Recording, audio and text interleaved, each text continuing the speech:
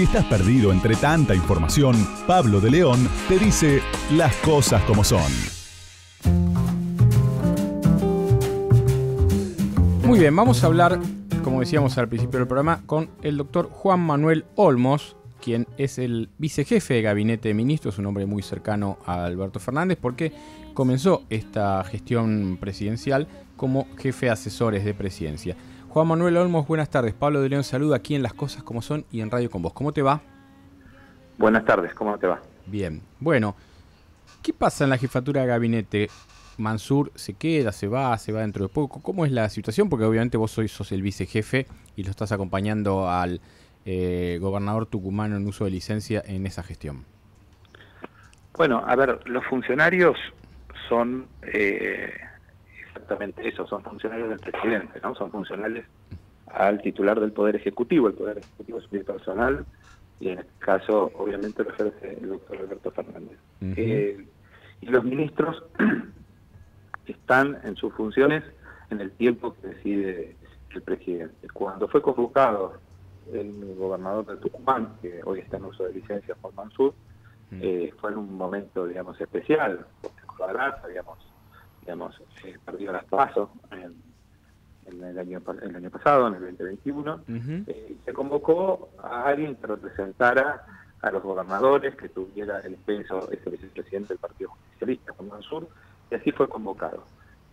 Siempre, digamos, sabiendo que estaba tomando licencia en la gobernación, sí, y que estaba haciendo, digamos, un aporte, una colaboración para dotar de más fuerza, de más presencia al gabinete, y en este caso la jefatura del gabinete. Así que los tiempos y cuándo esa situación, digamos, va a perdurar, lo define el presidente y por supuesto lo consultará con el jefe de gabinete. Hola. Sí. Hola. No, habías desaparecido tu voz, sí. Oh, perdón. No sé. Ahí estás perfecto bien. Ahí. Yo escucho bien. Bueno, pero no sé, a ver, no sé digo, pero eso todo le cabe a todos los ministros, obviamente. Catopodis, ministro de Obras Públicas, está en uso de licencia en San Martín, Ferraresi en Avellaneda, no se van, dice que se quedan hasta el final, pero Juanchi Zabaleta se fue. Digo, esta extraña situación en la cual un funcionario pide uso de licencia y se va a otro rol, evidentemente que se vaya al jefe de gabinete no es lo mismo que un ministro solo, sin faltarle respeto a nadie. No, por supuesto, pero es una decisión que los tiempos los marca el presidente de la Nación. Obvio, está claro eso. Bueno, ¿y qué puede cambiar y qué necesita esta gestión actual si cambia el jefe de gabinete? Porque obviamente sea diciembre o sea febrero, para mí es más diciembre que febrero, va a haber un nuevo jefe de gabinete y vos lo vas a seguir en ese rol. Mi perspectiva es que podés incluso ser el próximo jefe de gabinete. ¿Qué necesita la gestión de Alberto Fernández en ese lugar? Bueno, primero lo que te quiero decir es que vos das por sentado cosas que supongo que es un análisis tuyo. Obvio. Yo no puedo, digamos, avalar que eso va a suceder y en qué mes va a suceder, si es que sucede. Ni tampoco a quién va a elegir el presidente para eventualmente hacer un reemplazo. Por lo que yo creo, digamos, el rol del jefe de gabinete y lo que vino haciendo Juan Mansur, que fue una etapa diferente a la jefatura de gabinete, digamos, de Santiago Cafiero, que le tocó la pandemia y le tocó, digamos, armar la administración, porque fue el primer jefe de gabinete y arrancar una etapa de gobierno con todas las dificultades que nosotros todo el tiempo recordamos, que no es por ser reiterativo, pero que sabemos las dificultades y la gente fundamentalmente lo sabe más que nosotros. En cuanto a pandemia, en cuanto a la deuda heredada del gobierno de Macri, y todas las dificultades que hoy está teniendo y las consecuencias de los precios y de los commodities y que repercute en nuestros alimentos, no acá, sino en el mundo, la situación de guerra que está habiendo en Ucrania. En ese marco, digamos, los roles van cambiando. Así como una etapa fue la de Santiago y otra etapa es la que está transitando Juan Mansur, la del actual jefe de gabinete tiene que ver con el diálogo, digamos, y la relación política con las provincias, con el Parlamento hace 20 días, o no me acuerdo si fue 20 días o un mes, estuvo dando el informe en la Cámara de Diputados, un informe que fue, digamos, calificado de sobresaliente por nuestro bloque y reconocido por los bloques de la oposición, que contestó todas las preguntas. El jefe de gabinete tiene un rol de relación con el Parlamento que es muy importante y que en un periodo, digamos, que queda hacia las elecciones del año que viene y hacia el recambio de mandato presidencial que se va a producir el 10 de diciembre del año que viene, es muy importante una figura, digamos, de diálogo que tenga relación con el Parlamento, que tenga relación con las provincias, que conozca lo que significa, la importancia que significa las relaciones políticas para la etapa que viene. Bien. Pero quizás vos hablás de un diálogo y todo eso, pero me parece que el problema que hoy tiene este gobierno es su interna, sus cuestiones internas. Por ejemplo, el 17 de octubre tuvo 3 actos y el presidente estuvo en un cuarto de obras públicas, y este fin de la semana se volvió a tensar entre la CGT y los movimientos sociales, fundamentalmente Levita, peleándose con la Cámpora a través de tweets. O sea, se cruzaron tweets. La modalidad, otra vez el lunes fueron los discursos, el viernes fueron los tweets. Digo, me parece que quizás el problema que tiene hoy este gobierno para gestionar con éxito es que el Frente de Todos tiene una interna cotidiana. Las grandes coaliciones o los grandes espacios, los espacios que no son unipersonales, tienden a tener conflictos y discusiones internas en modo permanente, digamos. No hay uniformidad de criterios. Lo que tiene que haber es una uniformidad de acción. La uniformidad de acción se da, digamos, en la gestión de los grandes rumbos. A lo mejor, cuando todos vamos hacia, digamos, decidimos ir hacia Mar del Plata, algunos piensan que en lugar de ir por la Ruta 2, hay que ir por la 11, pero todos sabemos que tenemos que ir hacia Mar del Plata. Y yo creo que el peronismo, el Frente de Todos, sabemos que el rol del Estado, que la intervención en la economía para hacer más virtuoso, digamos, lo que tiene que ver con la distribución, lo que tiene que ver con las políticas de defensa de lo público, de la ciencia y la tecnología, de defender la industria nacional y no hacer una indiscriminada apertura para los que llaman, digamos, falsamente integrarse al mundo y destruir nuestra industria nacional, defender el empleo, los derechos alcanzados, los derechos de los trabajadores y los derechos de los que hoy están en una situación marginada del sistema productivo y que hay que darle, digamos, una asistencia de parte del Estado. Todo ese conjunto, todo ese acervo de lo que piensa el Frente, todos lo pensamos todos. En eso no hay una diferencia. En eso ¿Y en qué hay diferencias entonces? Hay una diferencia, digamos, a veces de metodología, a veces de velocidades, a veces de personas que tienen que llevar adelante esas políticas, y eso sucede en las coaliciones. Vemos hoy 2 grandes coaliciones, digamos, y vemos en la coalición, digamos, de Juntos por el Cambio, las mismas discusiones, las mismas, claro. La diferencia es que, digamos, estando en el gobierno, estando en la oposición, y además con una mayoría, digamos, con un aparato mediático que resalta los defectos y las dificultades y digamos, las diferencias de una de las coaliciones y en la otra lo acompaña como grandes medios, y aparte hasta se dice que son propiedades de los mismos dirigentes de Juntos por el Cambio, imagínate que la diferencia de percepción es muy grande. Pero las discusiones internas están en los 2 espacios, y vos las conocés, como las conozco yo, como las conoce todo el mundo.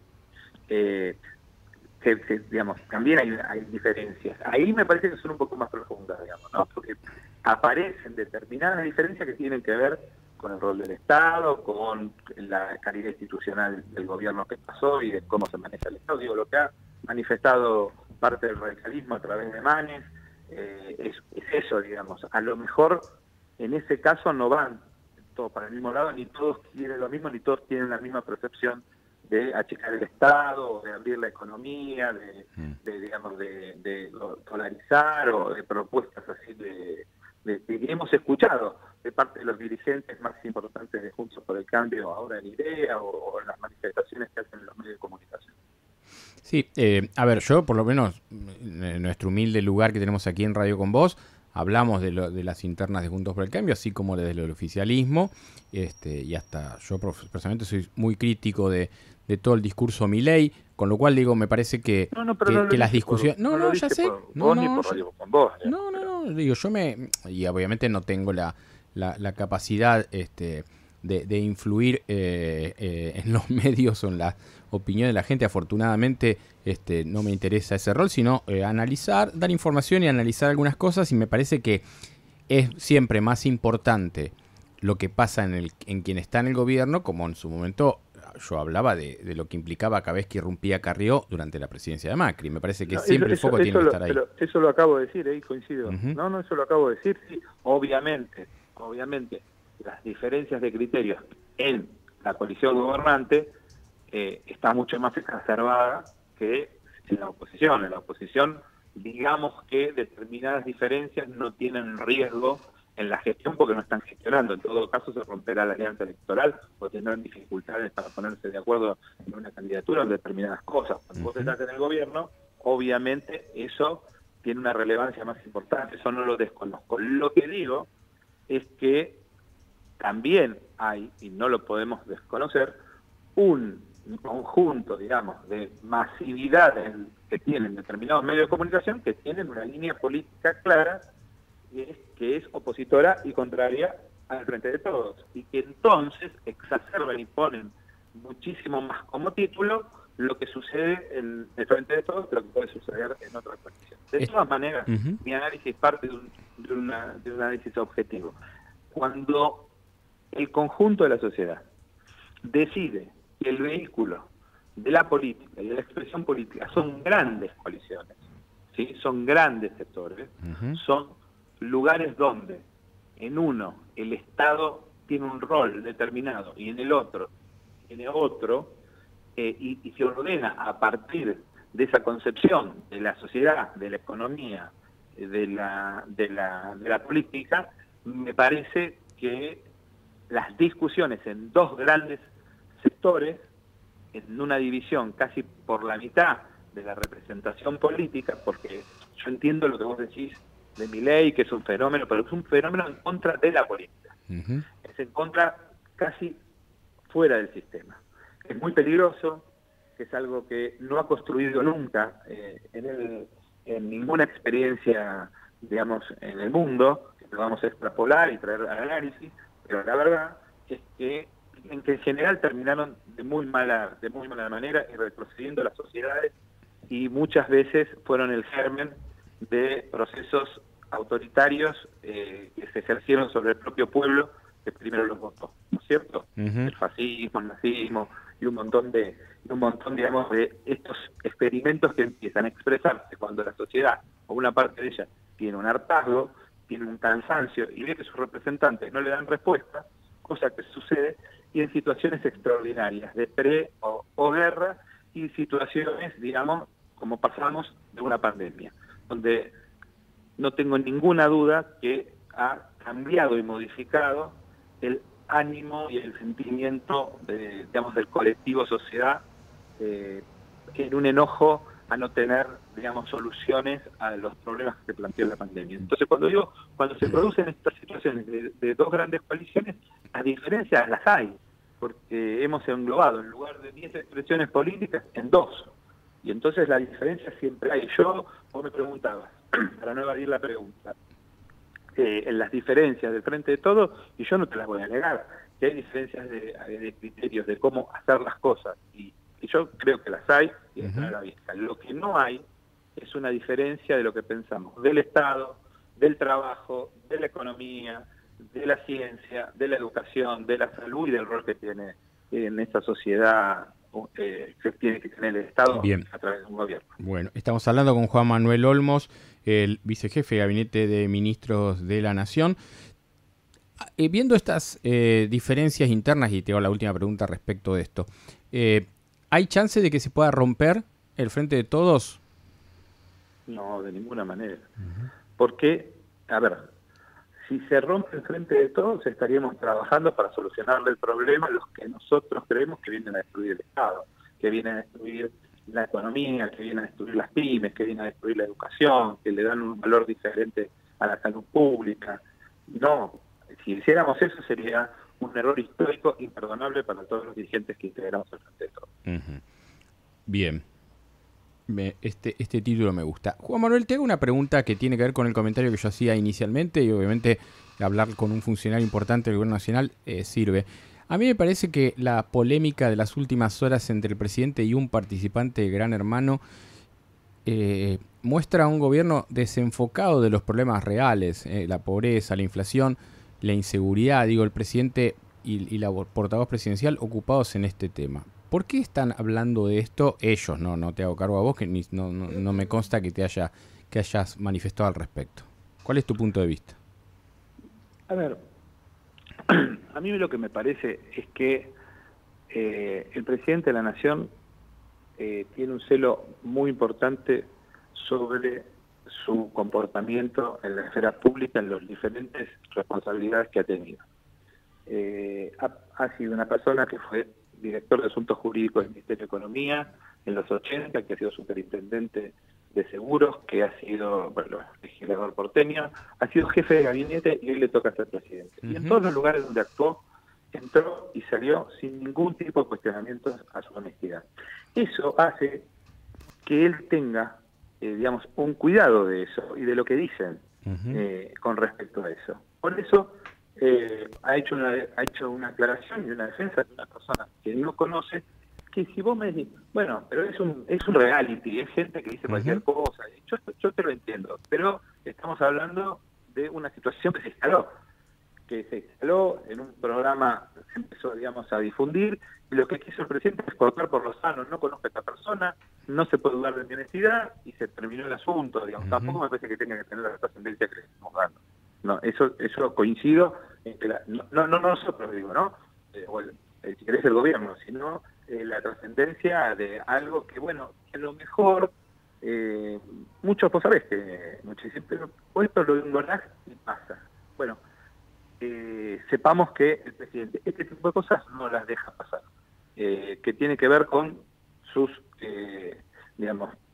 más íntimas convicciones y que las va a defender cada vez que se pongan en cuestionamiento, sea quien sea. Está bien, pero digo que por ahí la portavoz tuitee sobre esto y se prendan la polémica hasta con dirigentes importantes de la oposición como Vidal, y que el presidente haga de esto la declaración central en un acto como hizo este viernes. A mí me parece eso el error. Digo, correr la atención sobre un tema que realmente a la gente no le importa mucho. Me parece que la gente está preocupada por el trabajo y su salario, ¿no?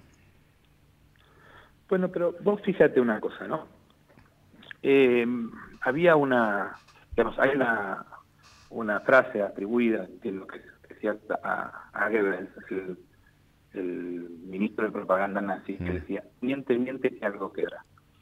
Y yo creo que hay un ejemplo de estigmatización sobre la vicepresidenta de la Nación, sobre Cristina Fernández de Kirchner, desde la 125, ¿sí? Desde el conflicto de la 125, del año 2008, que empezaron y todos fuimos asumiendo que como es una persona con un carácter de pelea, de pelear por sus convicciones, es decir, de una fortaleza que nada le iba a afectar, y qué sé yo, muchos naturalizaron que se le podía decir cualquier cosa. Y eso derivó después en un grado superlativo que se transformó en una persecución judicial. Quiero decir, cuando vos instalás cosas, si no las cortás de entrada, muy probablemente terminen siendo una cadena que no se detiene y se va naturalizando, lo va naturalizando la política, lo van naturalizando los medios y después lo naturaliza todo el judicial. Me parece que las cosas hay que cortarlas de entrada, y en este caso fue una aclaración de una situación que vos decís, estoy comparando una situación con otra, no, pero no hay que dejar que las cosas sucedan, hay que aclararlas en el momento que suceden, porque si no después se terminan naturalizando y se terminan, estigmatizando determinadas situaciones o determinadas personas o determinados dirigentes, y no está bueno, y menos con el tema, de la honestidad. Yo creo que nadie puede dudar ni de la honestidad de Cristina y de la honestidad de Alberto Fernández. ¿Nadie puede dudar de la honestidad de Cristina y de Alberto? ¿Los comparás, los igualás? Sí, claro. Yo creo que son dos dirigentes que son honestos en sus convicciones y en su acción de gobierno, y que eso no tiene que estar en duda. Y yo eso defiendo, que tengan el derecho de defenderse a las acusaciones y en el caso, digamos, de la vicepresidenta, a lo largo de los años y de los últimos 15 años, de una estigmatización y de una persecución que se hizo sobre su figura. Sí, lo creo que es una dirigente honesta y que el presidente es un dirigente honesto, y que tiene que defender su honestidad en lo público. Cuando digo en lo público es en los medios, en las redes, en la justicia y en los ámbitos políticos. Tiene que defender su honestidad, y los que acompañamos este proceso político y somos parte del mismo espacio político tenemos el compromiso de hacer lo mismo. Muy bien, bueno, Juan Manuel Olmos, vicejefe de gabinete, gracias. No hablas habitualmente, no sos una persona que habla mucho en los medios, así que te valoramos y te agradecemos mucho este contacto con Las Cosas Como Son y con Radio Con Vos. No, gracias a vos. No hablo habitualmente, hablo mucho habitualmente. No, se nota se nota en tus respuestas largas, además, por otra parte. Bueno. Sí, viste por eso, porque como no tengo la costumbre de hablar en los medios, tengo que hacer respuestas más cortas. Bueno, tengo ahí un par de personas allegadas a vos que le vamos a hacer la observación. Te mando un abrazo grande. Muchas gracias. Bueno, como le decíamos, Juan Manuel Olmos es un hombre del peronismo que no habla habitualmente. Ahora que no está al aire y que nuestro operador Cristian lo ha quitado, yo creo que va a ser el próximo jefe de gabinete, pero bueno, esto no se lo voy a decir al aire, sino que se lo digo a ustedes que nos están escuchando en este momento. Es sábado. Buen momento para decir las cosas como son. Las cosas como son. Con Pablo de León.